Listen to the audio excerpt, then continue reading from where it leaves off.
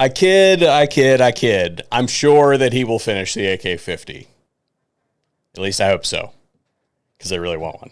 The sound that you maybe hear bleeding through in the background is a torrential downpour. I literally got this much water from my truck to my door, and I have an overhang to stand under when I unlock the door. So it's really coming down out there. We might get some thunder and lightning here in a little bit. So if it bleeds through on the microphone, then I apologize in advance. That said, we're here to talk about one of the most significant events to happen in YouTube history, and that is Brandon Herrera running for federal office. Sadly, I am not a resident of the state of Texas, so I will be unable to vote in this election. But if you are in the 23rd District of Texas, then you will have an opportunity to go cast your ballot for Mr. Herrera. He is challenging a man by the name of Tony Gonzalez, which is a Republican member of the House of Representatives who has a track record up to this point of violating his oath of office and voting for gun control. Now, the reason I bring this to you today is not that I'm sad that perhaps the AK50 won't get finished. It's not that Brandon will now have to split his time between hanging out with us and, doing his actual job in Congress. It's that I think that he has a solid chance of winning this.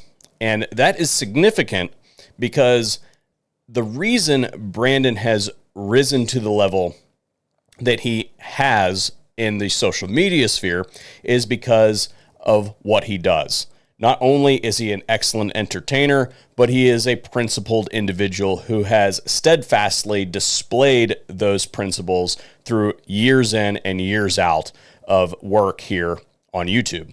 And because of that hard work and dedication, you guys have put him in the position that he is in. We have vetted him already as a hardcore Second Amendment candidate.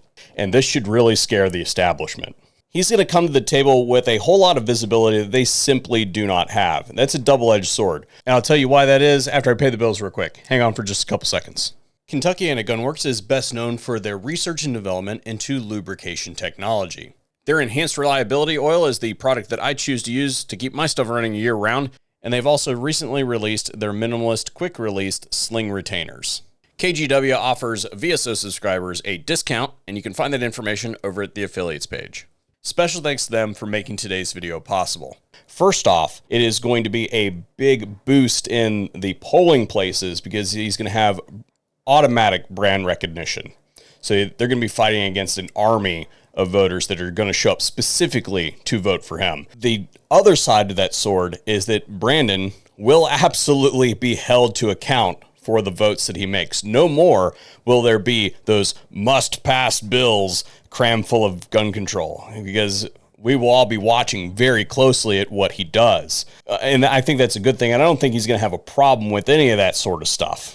But the only must-pass bill, I think that, knowing Brandon, the only one that I think that he would sign is one that absolutely guts all the gun control that currently exists. I'm not sure what he would trade for that, but maybe we'll talk to him offline, maybe in an interview or something like that, if I could get him to sit for one. That said, he has not just made it all about firearms. There's also some technology-related stuff, First Amendment related stuff that I think is really important going forward, because as he said in his initial announcement video, we cannot have these geriatric idiots that have no clue what it is that they are trying to regulate, having to have their teenage grandsons and great-grandchildren explain to them what it is that they are trying to regulate. You saw all of the hearings where you've got these old stick in the muds basically sitting there holding up iPhones talking about what they can do and just making stuff up as they go along, because they really have no clue what it is that they are regulating. I'm not saying that an old dog can't learn new tricks. I'm just saying that there's an uphill battle on that.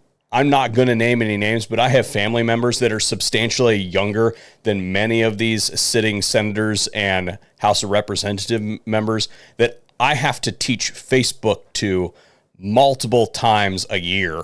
That is not okay. These are not people that we should have to rely on to make tough decisions on things that we care about and actually impact our lives. You need look no further than the recent incidents of these people that should have aged out long ago, literally locking up in front of the camera and microphone when they're supposed to be doing something completely different.